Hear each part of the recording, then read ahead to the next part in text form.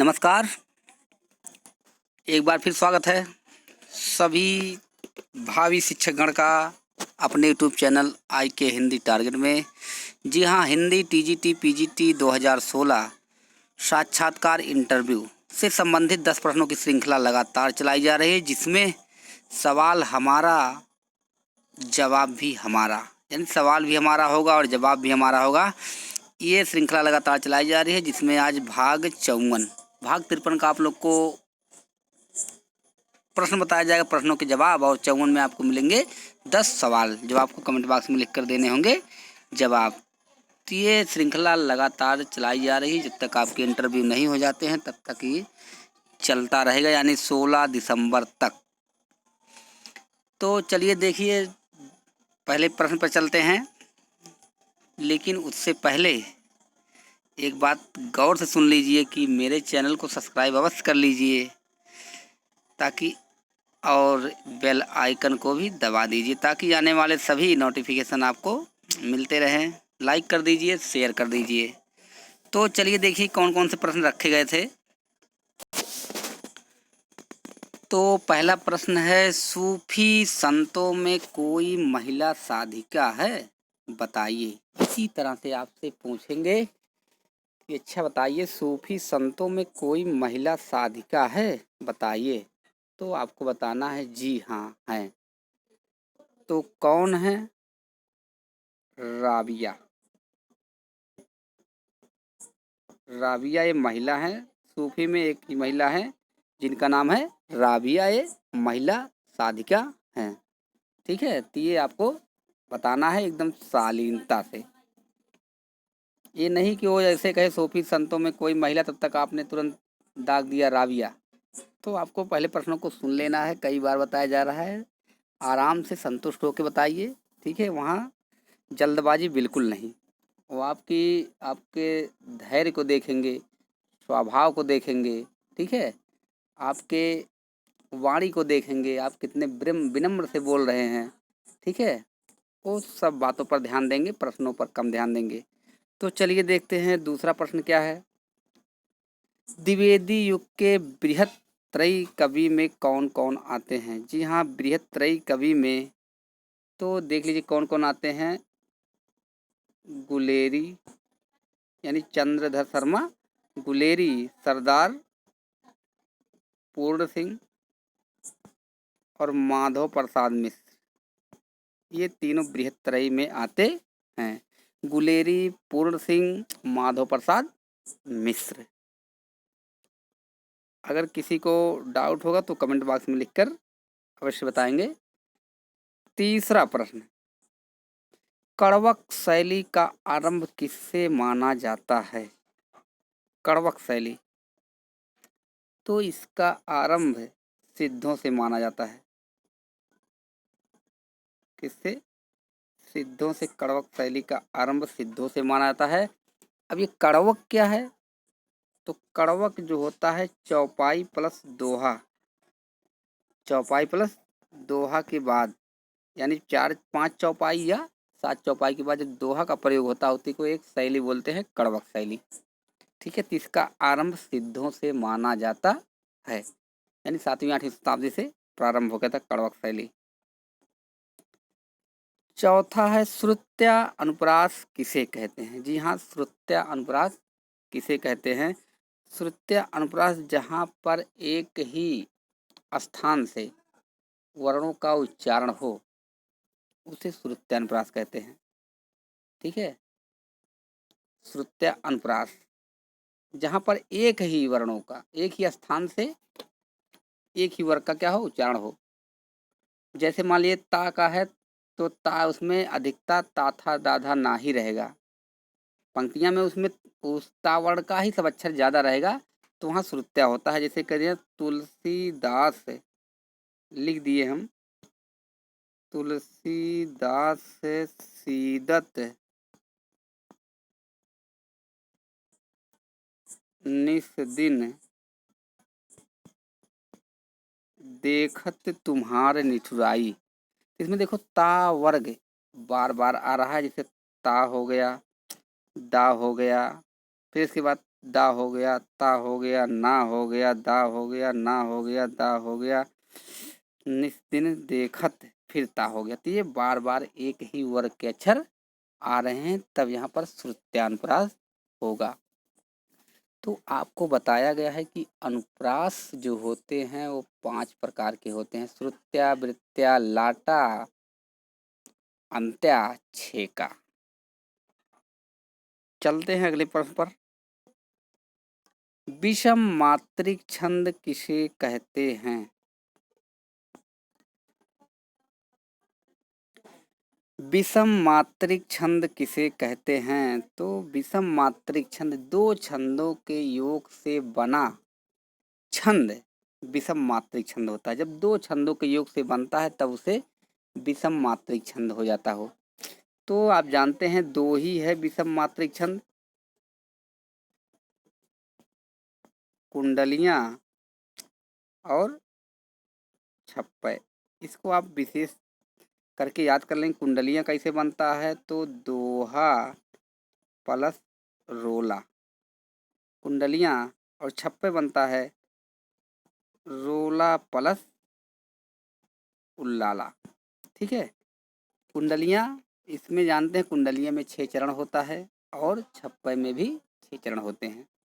इसी को विषम मात्रिक छंद कहते हैं। विषम मात्रिक का मतलब होता है दो छंदों से जब बनेगा तो एक जानते हैं कि मात्रा एक में ज़्यादा होगा, एक में कम होगा। छठा प्रश्न, निराला जी को निराला नाम किसने दिया? निराला जी को निराला नाम किसने दिया? ये दिया है महादेवी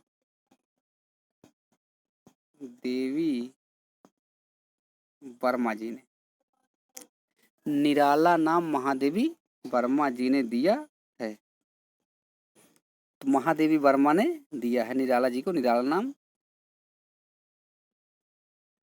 और मतवाला के तुक पर ही निराला नाम पड़ा है। ठीक है। 7वां प्रश्न है ब्रज भाषा की। वैसे ब्रज भाषा तो नहीं है, बोलियां ही है, लेकिन आप लोग यहाँ इतना ज़्यादा प्रचलित हो गया है तो सब भाषा में, सब भाषा कहते हैं। ब्रज भाषा, अवधी भाषा। ठीक है। इसके बाद फिर ब्रज है, अवधी है, खड़ी है, ये सब भाषा नहीं है, बोलियां हैं। यहाँ ब्रज भाषा कहा जाता है। लेकिन ब्रज भाषा की उपबोलियां बताइए, यानी ब्रज बोलियां की उपबोलियां बताइए। तो उपबोलियां में आपका आता है बोक्सा, नैनीताल की तलहटियों में बोला जाता है। फिर इसके बाद डोंगी, भरतपुर के आसपास क्षेत्रों में। माथुरी, ये भी नाम जाना जाता है, मथुरा में। गोस्थली, गोस्थली यानी गो या मतलब गाय के अस्थि, मतलब जो उसके गोचरण, जिसको गाय के चरणों से जो अधिक होने के कारण वहाँ पर गोस्थली कहा जाता है। तो ये सब अंतर्वेदी, ये सब नाम क्या हैं? उपबोलियां के अंतर्गत आते हैं ब्रज भाषा के।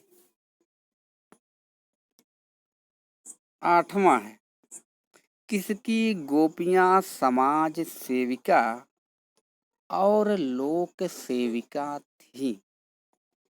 किसकी गोपियां समाज सेविका और लोक सेविका थी? तो ये थी हरिऔध की, यानी इनका पूरा नाम है अयोध्या सिंह उपाध्याय हरिऔध। ठीक। इनकी गोपियां कैसी थी?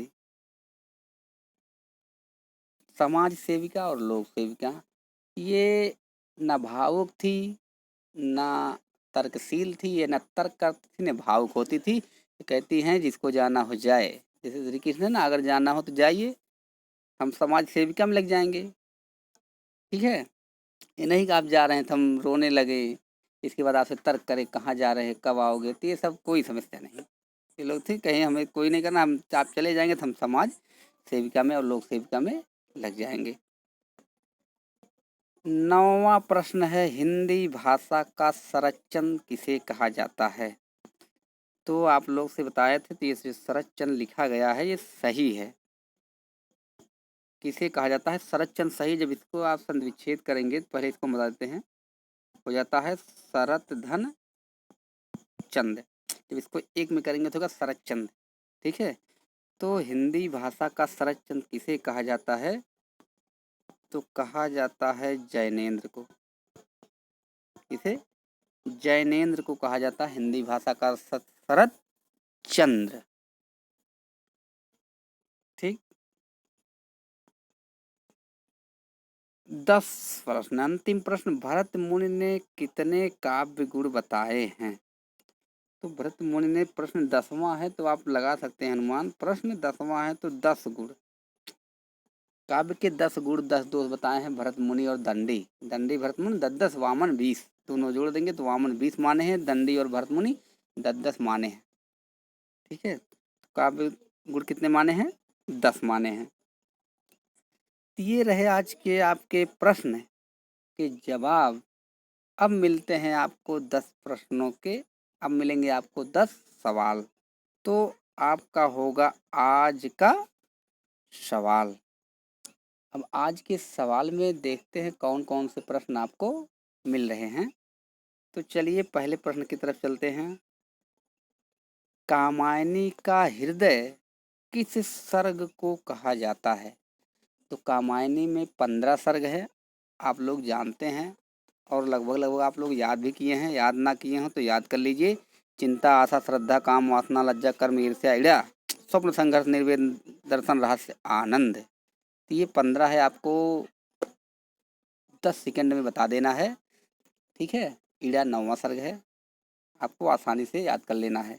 तो कामायनी का हृदय किस सर्ग को कहा जाता है ये आपको बताना है। दूसरा प्रश्न, सूफा किसे कहते हैं या सूफा किसे कहते हैं? सूफी काव्य से है ये, सूफा किसे कहते हैं? तीसरा, विद्यापति के किस रचना को पुरुष कहानी कहा जाता है? जी हाँ, कौन सी वह रचना है जिसको पुरुष कहानी कहा जाता है? चलते हैं अगले प्रश्न पर। खड़ी बोली की प्रथम गद्य रचना कौन सी है? खड़ी बोली की प्रथम गद्य रचना कौन सी है? अगला प्रश्न, वियोग श्रृंगार का कोई उदाहरण सुनाइए। जी हाँ, आपसे कह दिया जाएगा श्रृंगार रस का कोई उदाहरण सुनाइए, या वियोग श्रृंगार का कोई उदाहरण सुनाइए, करुण रस का कोई सुनाइए, वीर रस का सुनाइए, हास्य रस का सुनाइए, यानी 9 रस में से कोई भी रस का आपसे पूछा जा सकता है, कोई एक उदाहरण बताइए। छठा, किस प्रत्याहार के अंतर्गत सभी स्वर आते हैं? तो किस प्रत्याहार के अंतर्गत आते हैं सभी स्वर? ये आपको कमेंट बॉक्स में सभी सवालों के जवाब लिख के देना है। अगले प्रश्न की तरफ चलते हैं। 7वां प्रश्न, 12 मासा का वर्णन सर्वप्रथम, देखिए 2 बार हो गया है तो इसको आप लोग, हम गलत काट दे रहे हैं। 12 मासा का वर्णन सर्वप्रथम किस ग्रंथ में मिलता है? जी हाँ, 12 मासा का वर्णन सर्वप्रथम किस ग्रंथ में मिलता है? 8वां प्रश्न, कुंभन दास जी कौन सी लीला करते थे? तो 8 अष्टछाप में 8 लोग हैं, जान रहे हैं। कुंभन सूर, परमानंद, कृष्णदास, फिर इसके बाद छीत गोविंद, और इसके बाद चतुर्भुज नंददास। ये 8 हैं, 8 में सबको एक एक लीला दिया गया था। 8 पहर होते हैं, आप लोग को बताया गया है। एक पहर 3 घंटा का होता है, 3 घंटे में एक एक पहर में ये लोग अपनी अपनी लीला करते थे। तो आपको बताना है कि कुंभन दास जी कौन सी लीला करते थे। हिंदी का प्रहरी किसे कहा जाता है? जी हाँ, हिंदी का प्रहरी किसे कहा जाता है? चलते हैं अगले प्रश्न की तरफ। आज का अंतिम और 10वां प्रश्न, रीति काल को दरबारी युग किसने कहा? जी हाँ, रीतिकाल को दरबारी युग किसने कहा है? तो अब ये आपके हो गए 10 प्रश्न। अब आपको लिख कर देना है कमेंट बॉक्स में जवाब। तो आप लोग लगे रहिए, हौसला बनाए रहिए, आपका चयन अवश्य होगा। बस धैर्य रखिए, हिम्मत रखिए, बिल्कुल डरिए मत। हम आपको कई बार बताए हैं कि डरने की ज़रूरत नहीं है। समझ लीजिए कि अब हम सबसे बड़े विद्वान हो गए हैं। अगर इंटरव्यू में आ गए समझ लीजिए सबसे बड़े विद्वान हैं, और वहाँ जाइए तो अपने आप को कभी कम मत आंकिए। ये समझिए कि जो कुछ आ रहा है हमें आ रहा है, और सब हमारे सामने सब फेल हैं। तब आप समझ लीजिए एकदम पूरी तरह से आपका इंटरव्यू अच्छा जाएगा। और पहले ही देख लिए सबको, 2-4 लोग ऐसे वैसे बात कर दिए कि अरे इनका नहीं होगा, इतना है, उतना है, ये है, वो। तो आप लोग को भड़काने के लिए कहते हैं, ताकि इनका इंटरव्यू अच्छा ना जाए। तो आप लोग को किसी की बातों को सुनना नहीं। अगर बातों को सुनोगे तो पीछे रह जाओगे, और बातों को नहीं सुनोगे तो आगे रह जाओगे। बात सुनिए सबकी और करिए अपनी।